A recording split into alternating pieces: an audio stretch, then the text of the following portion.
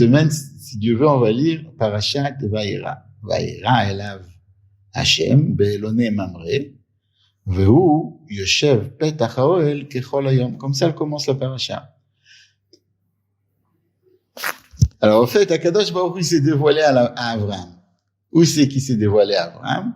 Il s'est dévoilé be'elonei mamre. Be'elonei mamre, c'est un endroit qui se trouve à Mamré. Elonei, ce serait comme la colline, quelque chose comme ça, de Mamré, qui se trouve à côté de, c'est une ville, c'est un endroit. Vehu, Yoshev Petach Haoel Kechol Yom. Akadosh Baruch Hu, il s'est dévoilé à Abraham. On dit qu'Abraham, il était installé Petach Haoel. Petach Haoel, ça veut dire à l'ouverture du Oel, à l'ouverture de la tente. Kechol Hayom, il faisait chaud.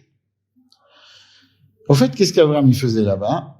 Alors, on dit qu'Abraham, ce qu'il voulait, il voulait des invités. Abraham, il avait une tente et il demandait aux invités, s'il vous plaît, venez, rentrez chez moi. Il y a quelque chose d'intéressant, on dit comme ça, qu'Abraham, il se trouvait dans le désert.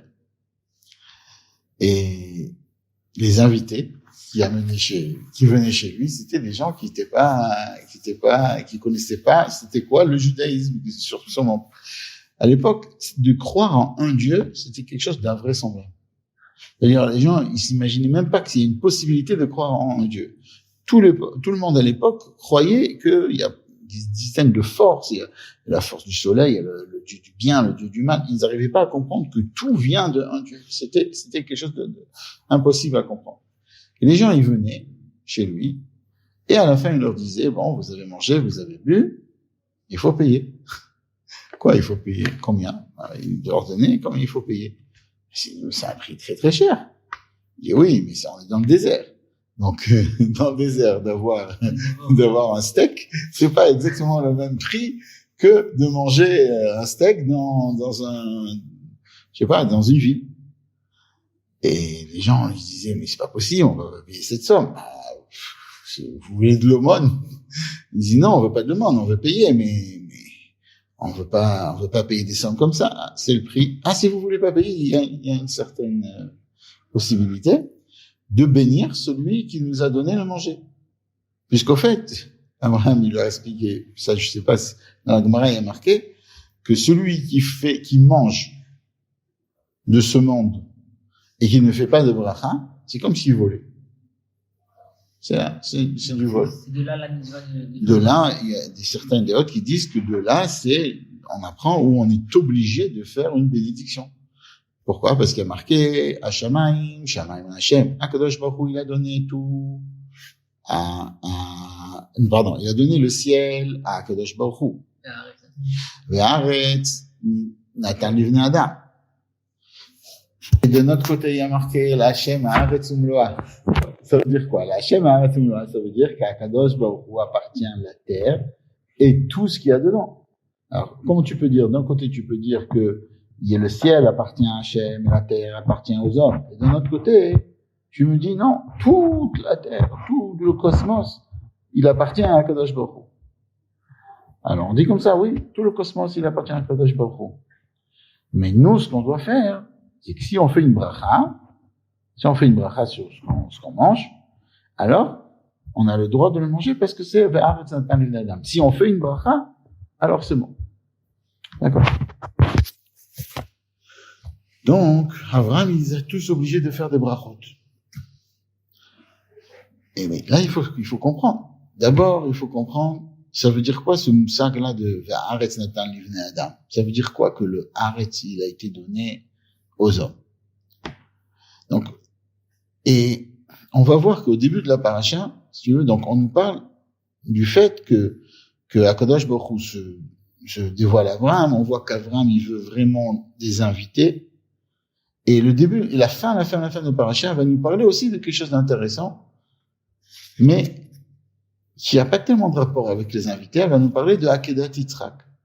Donc, on va essayer de voir aussi le lien qui est entre le début de la paracha, qui nous parle des invités, et la fin de Akedat Yitzhak. Quel rapport entre les deux? Alors, pour comprendre ça, on a commencé à parler d'un perso qui dit Yashalam Shalom Hashem, Adam. Donc, on voit qu'Abraham, il voulait que les gens, ils fassent une bracha. On raconte comme ça une blague, que, il y a quelqu'un, un Américain, il arrive au Machane Yehuda, ou à Tel Aviv, à Dizengoff, il demande aux gens de mettre les tefilines. C'est un bachour qui vient d'Amérique, il demande est-ce que vous voulez mettre les tefilines? Alors, est-ce que tu as dit, t'as Yehudi, t'as retenu la nière tefilin? Il y a un monsieur qui lui dit, Tani achli. Tani achli en hébreu, ça veut dire laisse-moi tranquille. Tani achli, laisse-moi tranquille. Et lui, il a compris, Tani achli, c'est mets-moi les tefilin. Alors, il a pris les tefilin. Alors, il lui dit, ta'azov oti, laisse-moi tranquille. Ta'azov oti, laisse-moi tomber. Il lui dit, Ani ozev votre. Pourquoi? Parce que dans le chumash, le mot ta'azov, ça veut dire l'azov. Azov, ta'azov imo. Aide-le. Azov, ça veut dire aide. Alors, il a compris. Il dit, mais je t'aide. Quel problème? Et il a mené de filer. La question qui se pose, c'est un petit peu la même question qu'on a avec Abraham. À quoi ça sert? À quoi ça sert si tu dis à quelqu'un, fais quelque chose, et il le fait pas parce qu'il a vraiment une conviction de le faire, il le fait parce que un petit peu tu l'obliges. Alors, il y a un troisième endroit où il y a un Rambam qui est très, très chassidique et qui dit que quand on force quelqu'un à faire quelque chose qu'il a une obligation de faire dans la Torah, au fait, c'est pas vraiment qu'on le force. Parce que de lui-même, il veut le faire. S'il le fait pas, c'est parce que là, il a, si on veut, une chassina psychologique de le faire. Il est fermé psychologiquement de le faire. Pourquoi? Parce qu'il a peur que s'il va faire ça, alors il va arriver à ça, il va faire ça, il va devenir très religieux, il se voit déjà quand il s'y met les tefilines, alors il se voit déjà un barbu avec un grand steinmel et ça, il dit ça, je veux pas être. Mais, réellement, ce qu'il voudrait faire, c'est oui, mettre les tefilines. Ça veut dire, si on regarde intention dans la profondeur des gens, c'est de s'attacher à la divinité, de s'attacher avec quelque chose qui est spirituel. Alors c'est vrai que là, il a pas, déjà, des fois les gens ils te disent non, je veux pas, mais c'est pas réellement qu'ils veulent pas. Alors si on pense que réellement la personne, elle veut mettre les tefilines, alors oui, on peut le forcer. Pourquoi? Parce que réellement c'est ce qu'elle veut. tu comprends? Alors ça c'est le lien de Miftaim qu'on vient et qu'on lui dit bien tu au début il veut pas. C'est pas qu'on force quelqu'un, on n'a pas le droit. C'est sûr que si tu forces quelqu'un d'une manière méchante, alors ça rime à faire l'inverse du judaïsme. Mais si tu le pousses un petit peu, tu le pousses un petit peu. Alors la même chose Abraham à l'époque, il voyait dans chaque personne le matériel, il voyait que chaque personne, c'est comme le matériel du monde. Il voyait dans le monde un monde qui est assoiffé à la divinité. C'est pour ça qu'il les forçait un petit peu. Il voulait leur enlever la poussière qu'ils avaient sur eux pour qu'ils soient de eux-mêmes, que de eux-mêmes ils soient, parce qu'au vrai, en fait, de eux-mêmes, ils sont attachés à la divinité. Mais il y a quelque chose qui les empêche. Et Abraham, il enlève ce qui empêche, et après, de eux-mêmes, ils veulent. C'est pas qu'Abraham qui fait qu'ils veulent. C'est de eux-mêmes qui veulent faire la chose. Il faut juste pousser un petit peu. Et c'est ça qu'il cherchait à chaque fois. Il cherchait des invités pour réveiller chez eux l'étincelle divine qui se trouvait, même à l'époque, c'était pas des gens qui avaient une étincelle divine, tout simplement, mais ils étaient quand même des créatures divines. Donc, ils avaient quelque chose qui venait de Dieu. Ils n'avaient pas une neshama comme un juif là, qui est une partie divine qui se trouve dans nous, si tu veux. Mais même à l'époque, les gens, ils étaient des créatures divines. Donc, ils cherchent d'une manière naturelle de la spiritualité. Une fois comme ça, il y a quelqu'un qui a écrit au Rabbi, et il a dit que lui, il croyait pas. Et il lui a dit, je crois que lui y croit, que nous deux on croit. Ça veut dire, il a pas voulu dire non, ce que tu dis, c'est pas, mais il lui a dit. Il a dit d'une manière très, très, très douce que je crois que tu sais que nous deux on croit, quoi. C'est-à-dire, un juif, il est obligé de croire. Et ça, c'est un petit peu ce qu'Abraham a voulu nous donner comme message. Mais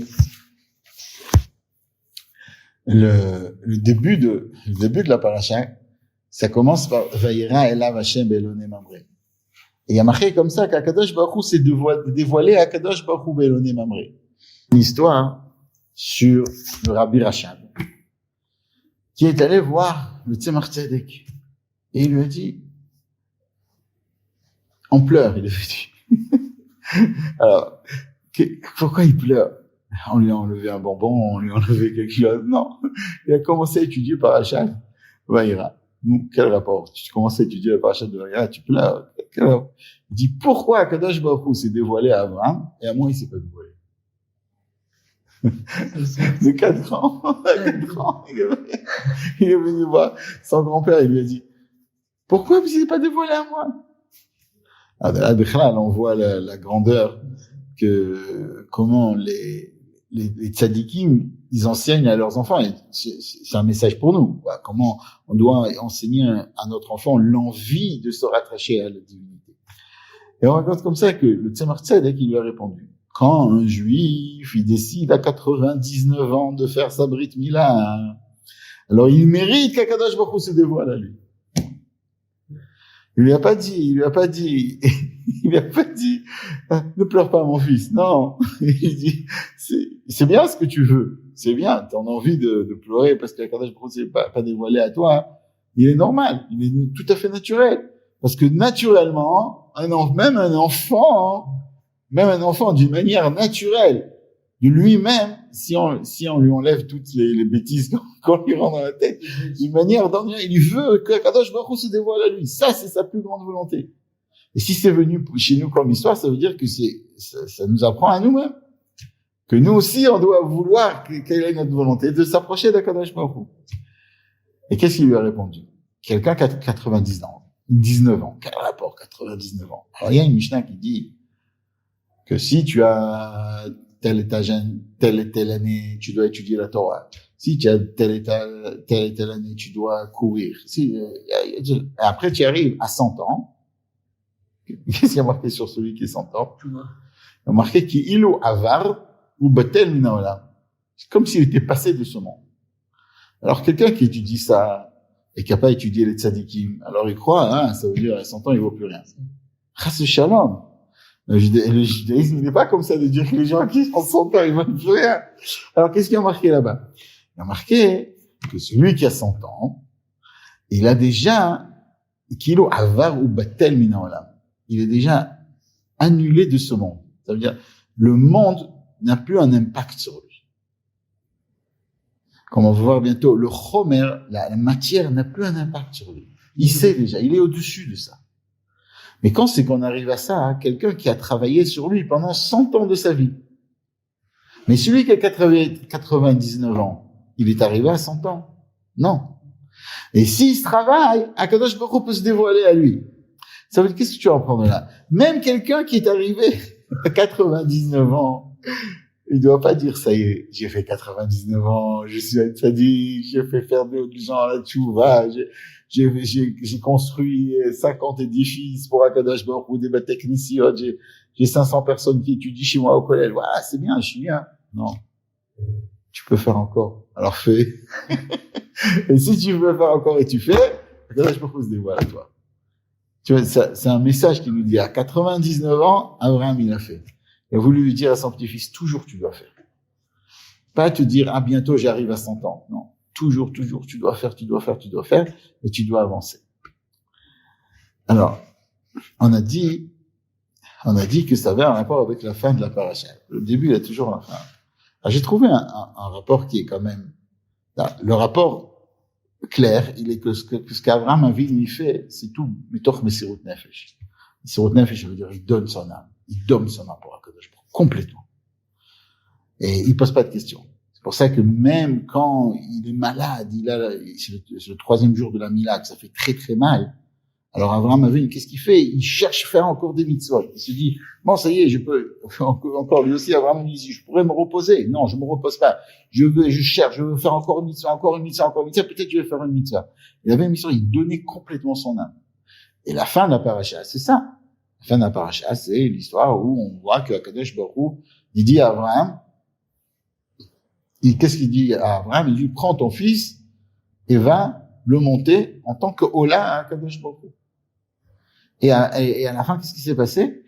Akadosh Baruch Hu lui a dit, non, ça suffit. Non, ne mets pas ta main sur ton fils. Je te l'ai dit de le monter en haut là. Tu l'as mis en tant que korban. Tu l'as fait. Toi, ta kavana, elle était de faire un korban. Mais tu n'as pas besoin, chas v'shalom, de le tuer. Et Abraham, il était content. Et il a marqué qu'il était content de quoi? Il a été content de même qu'il voulait faire la mitzvah de lui prendre la vie. Il a voulu faire la mitzvah de lui laisser sa vie. Parce qu'Akadosh Baruch Hu lui a dit. Ça veut dire Abraham, il écoute tout ce qu'Akadosh Baruch Hu lui dit. Il faut faire ça, il faut faire ça, il faut faire ça, il faut faire ça. Il se demande pas, moi je suis plutôt, j'aime cette mitzvah là j'aime pas. Il aimait tout, Abraham. Tout ce qu'Akadosh Baruch Hu lui disait, il aimait. Donc, d'ailleurs, ça c'est une des raisons qu'on dit, il y a des chassidim comme ça qui étaient assis devant l'Admor HaZaken, et ils lui ont dit, comment ça se fait, ils m'ont dit, comment ça se fait qu'Abraham, il a un mérite tellement grand? Si Akadosh Baruch Hu, il te parle et te dit quelque chose, alors tu fais. Il y a combien de gens qui ont donné leur âme pour Akadosh Baruch Hu dans toutes les générations? Pourquoi on parle de la Akedat Yitzhak comme si c'était quelqu'un de quelque chose il y a des juifs qui ont pas vu Akadosh Baruch Hu, bon, si on peut dire, ils ont pas vu, ils sentent dans leur neshama, mais ils voyaient pas comme Abraham, Akadosh Baruch Hu leur a pas parlé. Ils ont fait Misirut Nefesh. Alors, quelle est la spécialité d'Abraham? Alors, on dit comme ça que la spécialité d'Abraham, c'était justement ça. Alors d'abord, la spécialité d'Abraham, c'est que c'est lui le premier qui a fait. Ça veut dire que les gens, ils font, d'accord, ce que les autres personnes, ils ont déjà fait. Mais quand tu veux inventer la roue, alors le premier qui a inventé la roue, c'est lui qui a le mérite. C'est comme ça. Et Abraham, c'est lui qui a inventé, si tu veux, le système qu'on est tellement annulé à Akadosh Baruch Hu qu'on est prêt à donner notre âme pour Akadosh Baruch Hu. On est obligé, on est prêt à tout donner pour Akadosh Baruch Hu. Et non seulement on est prêt à tout donner, mais de même qu'on est content quand Akadosh Baruch Hu nous dit de faire quelque chose qu'on voulait pas faire, on le fait parce qu'Akadosh Baruch Hu nous a dit, on est content quand Akadosh Baruch Hu nous dit de faire parce qu'on le fait parce qu'Akadosh, tout ce qu'Akadosh Baruch Hu dit, on est content. Et il y en a un autre qui a dit, non, c'est pas ça la grandeur. La grandeur, c'est qu'il a fait vite, mais simra, avec joie, avec ferveur. Et non seulement ça, il a fait vite, il s'est levé vite, il a fait la chose. L'Admor HaZaken, il a dit que chacun et c'était ce qui l'empêchait de travailler. Chacun, il a vu tel que lui, il voit son travail avec Akadosh Baruch Hu. Chacun, il voit, tu sais, chacun, il a expliqué à Abraham. D'ailleurs, il y a une histoire qu'on raconte. Une fois, le Beth Yosef, on a parlé du Beth Yosef, il avait une question qui était très, très dure. Très, très dure. Et il s'est cassé, vraiment, il s'est cassé la marchava pour comprendre pourquoi il a marqué ça ici, il a marqué ça ici, ça, Zilomatim avec une Gemara, et comment arranger tout? Il arrivait pas. Ok, il s'est dit, après des jours et des jours, il a reçu une réponse. Il était content, il était heureux, le Beth Yosef. Et, comme ça, il marche dans la ville de Tzfat, et il entend quelqu'un qui étudie la Torah. Ouais, il arrive bidiouk, l'endroit où il avait la question. Je sais pas, on sait pas où, hein. Ce serait intéressant de savoir c'était quoi la question, mais j'ai pas marqué c'était quoi la question. Alors, il lui a dit comme ça. Il a commencé à dire, et hop, il a posé la question du Beth Yosef. Alors là, le Beth Yosef, il a dit, attends, je vais venir dedans, je vais lui expliquer. Je dis, il va pas trouver. C'est très mythe. Et puis, il repose la question encore une fois, comme ça, monsieur, il pose la question bien. Et il donne la réponse. Yosef, il dit, alors quoi? Je suis comme le dernier des élèves. Mais peut-être, je suis pas au niveau. Akadosh Baruch Hu, j'ai fait une faute peut-être, que je suis pas à ce niveau-là d'arriver à trouver. Si moi j'ai besoin de plusieurs jours pour trouver une réponse, et qu'un des élèves arrive à trouver comme ça la réponse, ça veut dire que je suis pas au niveau. Peut-être j'ai fait une avéra. C'est comme si tu essaies de trouver un mot en hébreu, d'accord, et d'un coup l'élève qui t'a Aleph, il te donne le mot. Ah, attends, ça veut dire que je connais pas bien mon hébreu. Et il a fait un jeûne pour ça. Un jeûne. Ouais, tellement il était. Et on dit comme ça que on est venu le voir, on lui a dit, le Maguide lui a dit, sache que il y avait cette question qui devait être posée dans le ciel. Et toi, tu l'as posée. Et personne ne pouvait donner la réponse. Une fois que toi, tu as donné la réponse, tout le monde a pu donner la réponse. Et ça, c'est le lien. Des fois, tu dis la Torah, des fois, tu fais un maaseh, tu fais une action. Une fois que toi, tu as fait cette action, tout le monde peut faire une action comme ça. C'est toi qui vas, ça c'est, Abraham, il a fait ça pour Messirut Nefesh, pour donner son âme. Parce que lui, il a fait ça après toutes ses générations, tous ses enfants, tous ses petits-enfants, ils ont pu faire ça. Mais chacun de nous, c'est comme ça. Nous, on a une difficulté quelconque, on le fait, on a une difficulté, on a une couchia dans la Torah, on a une difficulté même d'arriver à un shiur. On vient, après ça donne des forces sans qu'on le sache à d'autres personnes pour faire cette chose-là. Et ça, c'est quelque chose d'extraordinaire. Chaque mitzvah qu'on fait, c'est comme ça donne des forces à quelqu'un. Oui, tu voulais dire? Alors pour moi, c'est pas lui qui a trouvé la réponse, pas de lui-même. Alors, ce qui s'est passé. Le Beth Yosef, il s'est fatigué, il a eu la réponse. Mais le Beth Yosef. Non. Le Beth Yosef, alors peut-être je me suis mal exprimé. Le Beth Yosef, il a eu la question. Ça lui a mis 4 jours pour avoir la réponse. Ah, ok. Il a eu la réponse. Après, il est venu. Il a vu un élève, et cet élève-là, il a trouvé la réponse tout de suite. Et là, il s'est dit, mais c'est pas possible. Si lui, il arrive à trouver tellement vite, pourquoi moi, ça m'a pris tellement de temps? Et on lui a dit, parce que c'est toi qui as ouvert le tzino. Mais quand Abraham, il vient avec un chamor. Tu connais la bague avec le chamor. On dit que il y a un antisémite. Il y avait un juif dans la classe, il voulait lui faire du mal. Alors, il a marqué, je sais pas moi, Moshe égale Chamor. Moshe égale Chamor. Et tout le monde, quand ils sont venus, ils voulaient se moquer de Moshe. Alors Moshe est rentré dans la classe et il a dit, il y a quelqu'un qui a signé son nom et qui a marqué mon nom à côté. Qui c'est qui a signé son nom à côté de mon nom? Il a montré à tout le monde que Moshe, il était tout, mais pas un chamor. Alors, pourquoi il y a tellement d'importance avec ce chamor? Maintenant, on va trouver ce chamor-là dans 3, si tu veux, on va trouver ce chamor-là dans 3 paramètres.